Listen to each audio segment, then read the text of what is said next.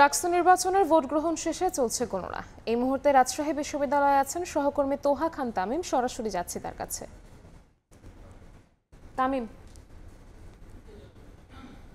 একের পর এক যেই হল সংসদ এবং ছাত্র সংসদ নির্বাচনের যে ফলাফল সেটি ঘোষণা করা হচ্ছে।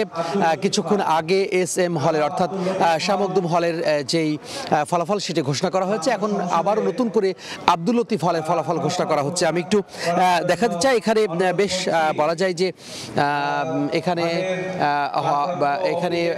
যিনি রয়েছেন নির্বাচন কর্মকর্তা রয়েছেন এবং হলের প্রাধ্যক্ষর যে উপস্থিতিতে ফলাফল ঘোষণা করা হচ্ছে। এখন ফলাফল ঘোষণা করা হচ্ছে আব্দুল লতিফ হলের।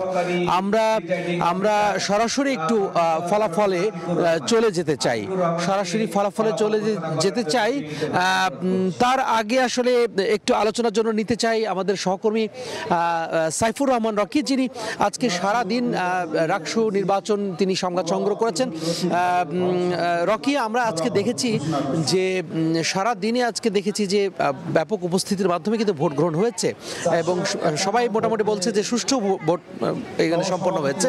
এখন পর্যন্ত মোট প্রায় 9টি হল সংসদ এবং ছাত্র সংসদের ফলাফল ঘোষণা করা হয়েছে। আসলে আপনি কিভাবে দেখছেন যে কারা এগিয়ে আছে? আসলে এই এখন পর্যন্ত যে 9টি কেন্দ্রের ফলাফল ঘোষণা করা হয়েছে, এখানে আসলে আমরা দেখছি যে ছাত্র শিবির সমর্থিত প্যানেলের যিনি ভিপি প্রার্থী আছে তিনি কিন্তু জাহিদ, তিনি এখানে এগিয়ে আছেন বিপুল ভোটে। পাশাপাশি এখানে অনেকটাই পিছিয়ে পড়েছেন ছাত্রদল সমর্থিত প্যানেলের যিনি ভিপি প্রার্থী শেখ নুরুদ্দিন আবির, তিনি অনেকটা পিছিয়ে আছেন।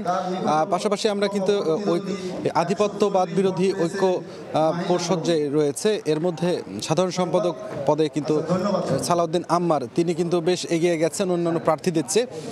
আর এইদিকে আমরা ছাত্র শিবির সমর্থিত প্যানেলের যিনি AGS প্রার্থী সাব্বির, তাকে দেখছি এখানে কিন্তু ছাত্রদল সমর্থিত প্যানেলের যিনি AGS প্রার্থী এরশাদ বারী ঈশা, তার সঙ্গে কিন্তু একটি মানে ভালো একটি হাড্ডাহাড্ডি লড়াই হচ্ছে। সব মিলে এখনও আসলে বলা যাবে না, যেহেতু এখনও বেশ কয়েকটি কেন্দ্রের ফলাফল ঘোষণা বাকি আছে।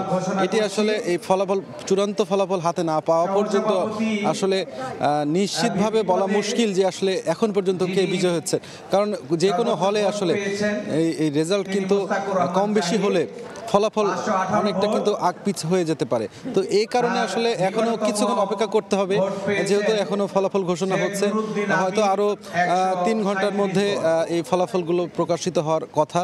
আমরা যতদূর নির্বাচন সংশ্লিষ্ট কর্মকর্তাদের অ্যাক্টিভিটিস দেখতেছি, তারা কিন্তু বলছেন যে আসলে তারা সকালের মধ্যেই আসলে এই নির্বাচনের যে ফলাফল সেটি আসলে প্রকাশ করবেন এবং কে এখানে ভিপি, কে এখানে AGS হচ্ছেন সেটি নির্বাচনে মানে তারা জানাবেন কে জিতছেন। তো এই ছিল আসলে আমার কাছে।